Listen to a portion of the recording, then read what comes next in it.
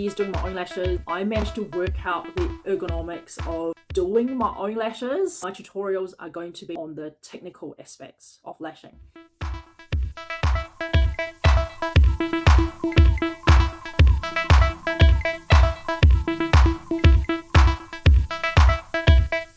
Talk about how to isolate your natural lashes during self-application.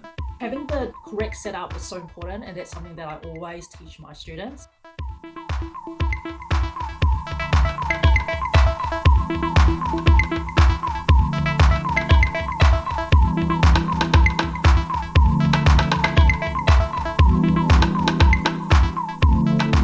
Combining my videos here and the YouTube videos, I'm sure you'll be able to create your own little unique system of applying your own eyelashes. So let's get started.